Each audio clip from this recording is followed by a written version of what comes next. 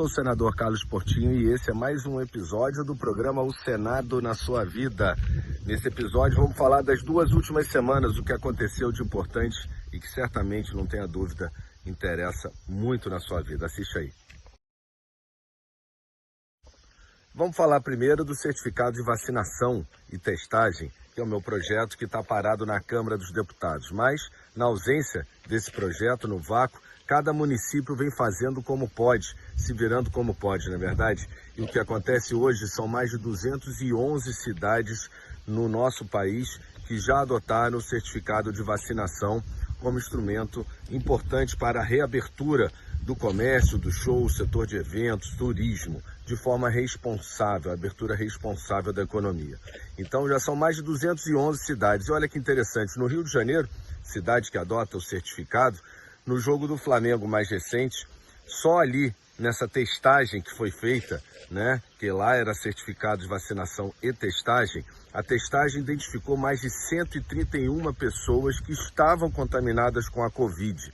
E o que significa isso? A importância desse processo de poder separar, porque essas pessoas devem ficar isoladas, então, e foi graças justamente à testagem. E esse é um dos espíritos do projeto que nós aprovamos no Senado por unanimidade e está parado na Câmara, no Rio de Janeiro, então, já mostrando o resultado. E é assim, vamos separando quem está contaminado e deixando quem não está contaminado, quem já está vacinado, poder voltar a retomar a economia de forma responsável. Vencemos a luta, mas não a batalha. Nessa semana o Senado aprovou a medida provisória e nela a sede da Autoridade Nuclear, de Energia Nuclear, é no Rio de Janeiro. Que bom, porque o Rio de Janeiro, o estado, ele concentra toda a operação nuclear do Brasil praticamente. Há um pouco na Bahia, mas a sua maior parte está aqui no Rio de Janeiro. Então vencemos essa guerra, mas não a batalha. A batalha agora é levar para o Rio de Janeiro a empresa brasileira nuclear, que não sei por que cargas d'água o ministro Bento colocou a sede em Brasília. E aí eu pergunto, se o telefone vermelho tocar, é lá de Brasília que vão resolver o problema em Angra 3? Lógico que não. A gente tem no Rio de Janeiro também a formação profissional, os técnicos, é importante então que além de concentrar toda a operação nuclear, tudo isso seja levado em consideração e seja revisto pelo presidente esse decreto que coloca em Brasília a sede da empresa brasileira de energia nuclear, quando na verdade deveria ser no Rio de Janeiro.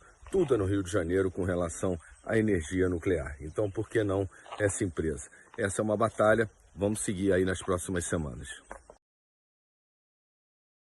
Essa semana eu recebi lá no Senado Federal um grupo que representa deficientes visuais e me chamaram a atenção que lá na CCJ, na Comissão de Constituição e Justiça, tem o projeto de improbidade. E nesse projeto, justamente o capítulo que destinava alguma pena para quem não cumprisse com a regra, com a obrigação de acessibilidade nas obras públicas, nos contratos públicos, lá pela lei de probidade ele teria uma sanção.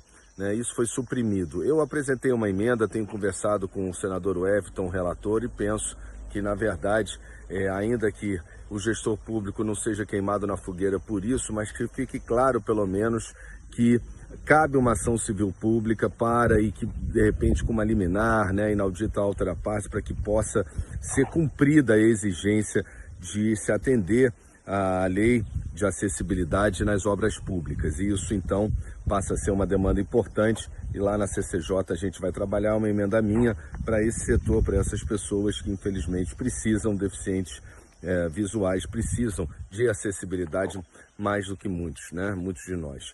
Então, isso é um cuidado que a gente tem que ter. Bom, eu ia falar sobre o discurso do presidente Bolsonaro na ONU, mas quem roubou a cena foi o ministro da Saúde, mais uma vergonha internacional. Pode acontecer, é verdade, pegar a Covid. Será que ele foi vacinado? Não sei, diz que foi, Pode ter pego lá, pego aqui, não sei, mas acabou roubando a cena. Então, do discurso na ONU, muito pouco sobrou para falar, porque a imagem que fica é realmente um presidente que não observa a necessidade da gente abrir com responsabilidade a nossa economia, a importância do certificado de vacinação e testagem para o mundo, não só para o Brasil, a testagem para você pegar um voo, por exemplo, para fora do Brasil é requisito necessário. E o certificado ele concentra essas informações. Então aí a sua importância, né? Mas o presidente não percebe. E uma pena que o ministro, logo o ministro da Saúde do Brasil, foi aquele que se contaminou. Não sabemos se aqui ou lá, mas de fato essa foi a grande notícia da participação do Brasil na ONU. Lamentável.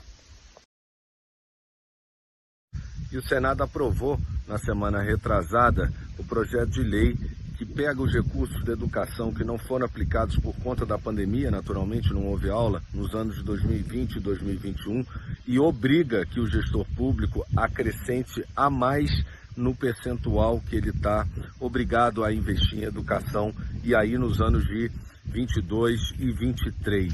Eu fiz uma emenda para que esse a mais fosse aplicado, destinado exclusivamente para colocar internet nas escolas, computador para os alunos da rede pública, para a gente diminuir o abismo que há entre a rede pública e a rede privada, para que o professor possa ter mais instrumentos, né, mais meios de transmitir conhecimento para os seus alunos e para que aqueles alunos das escolas distantes, entre quatro paredes, possam pela internet descobrir um mundo, que é isso que permite. Infelizmente, embora agradecendo as 33 assinaturas de senadores na minha emenda, que era um projeto de emenda constitucional, esse originalmente, né, embora eu tenha conseguido as 33 assinaturas para apresentar a emenda, infelizmente faltaram 20 votos e, na verdade, esses recursos agora vão ser aplicados em qualquer ação educacional.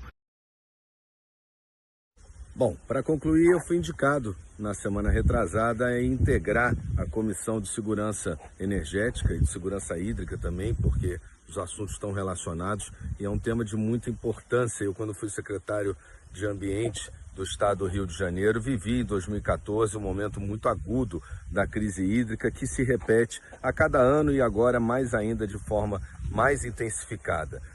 Então eu quero lá contribuir um pouco com a minha experiência. Vocês lembram, no Rio de Janeiro, ao contrário de São Paulo, não houve racionamento nem de água nem de energia.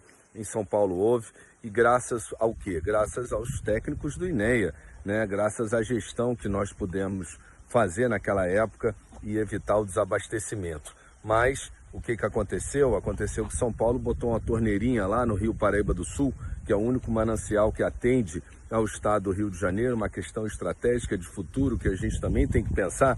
E essa torneirinha, São Paulo tem um limite, e agora ele quer abrir a torneira, desviar o curso do Paraíba para o sistema Cantareira, mais do que o volume que está autorizado. E isso lá atrás, em 2014, eu alertei ao governador Pezão, ao ministro Fux, quando celebraram um acordo com o governador Alckmin de que isso era um perigo. E é daqui então, de Barra do Piraí, que eu encerro mais um programa O Senado na Sua Vida. Barra do Piraí, toda a região do Vale do Café, importante para o turismo do estado do Rio de Janeiro.